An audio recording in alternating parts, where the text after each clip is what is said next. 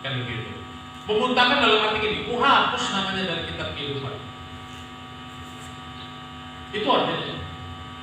Ada beberapa hal yang Tuhan akan hapus nama kita dari kitab kehidupan. Ada beberapa hal. Yang pertama adalah ketika kita suam-suam itu bahasanya itu memuntahkan. Itu sebenarnya kalau saya lihat ayat-ayat seterusnya saudara, itu artinya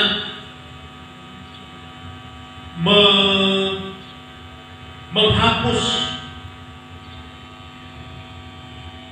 nama kita dari kitab kehidupan. Coba kita baca dalam Wahyu pasal 3 di atas. Wahyu pasal 3 ayatnya yang kelima. Barang siapa ayat 3 pasal 5 sama pasal 3 tadi ya. Ini ayat 5 di atas. Barang siapa menang, ia akan dikenakan pakaian putih yang demikian. Aku tidak akan menghapus namanya dari kitab kehidupan, melainkan aku akan mengaku namanya di hadapan Bapakku dan di hadapan para malaikat. Jadi kata memuntahkan itu artinya aku hapus namanya. Jadi orang Kristen yang tidak panas harus panas ternyata. Panas dalam arti itu bergairah dengan Tuhan, connect dengan Tuhan. Harus benar-benar setiap ada kata firman Tuhan, setiap ada hal-hal ilahi, kita bisa nangkap di situ. Ada hubungan yang kuat dengan kuasa-kuasa ilahi, dengan firman Tuhan, sehingga kita panas. Jangan firman Tuhan bilang kau panas enggak, dingin enggak, baik enggak, jahat juga enggak, cari aman. Aku kan enggak jahat, walaupun aku enggak jarang ke gereja. Nah ini suam-suam. Aku enggak jarang ke gereja, enggak panas, tapi kan aku enggak jahat, enggak dingin. Yang penting aku baik-baik saja. Ini suam. Kalau memang enggak jahat, ke gereja, seriuslah melayani Tuhan, hidup dalam firman Tuhan, hidup dalam penyembahan. Kalau hanya enggak baiknya, yang kalau hanya baik-baik sajanya, itu enggak dingin dan itu suam.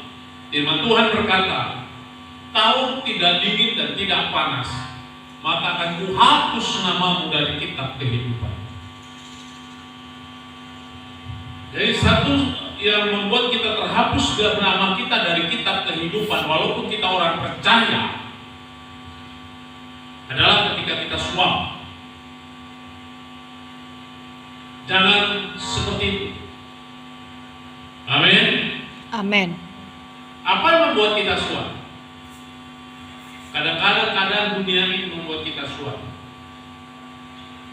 Saya juga kalau mau suam dibilang orang, bisa jadi suam saya.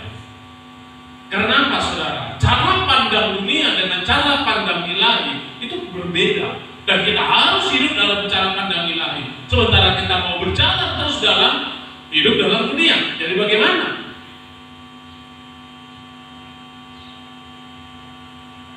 Firman Tuhan, saudara, ketika Yesus dibaptis dan dibawa ke padang gurun, apa pencobaannya? Jika engkau anak Allah, gitu kan? Berarti iblis tahu nggak dia anak Allah? Jika engkau anak Allah, buatlah apa?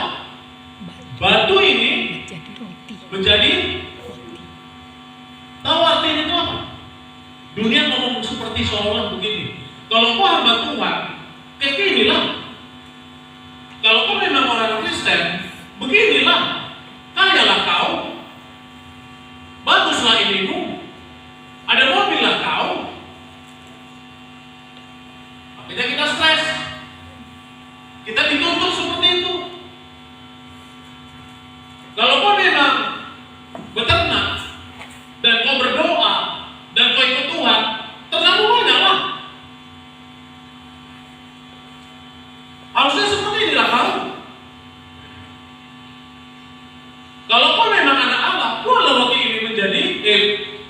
batu ini jadi roti.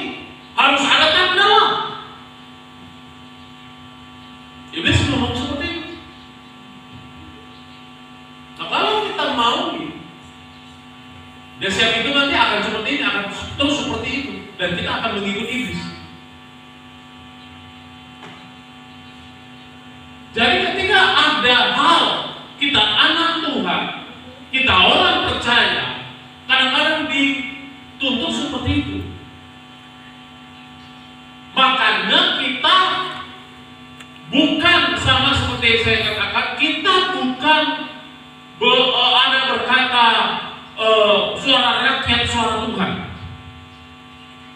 gitu ya. Tapi kita mau berkata suara firman adalah suara Tuhan. Amin.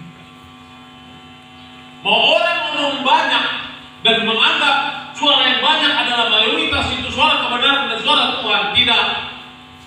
Firman tetap suara Tuhan. Mau apapun kata orang, ini banyak ini pasti benar, enggak. Kita kembali kepada firman Tuhan. Kebenaran hanya kepada dalam firman Tuhan. Jadi kita harus ikuti firman Tuhan. Makanya Yesus ngomong begini, ada tertulis. Kembali kepada firman Tuhan. Betul tidak?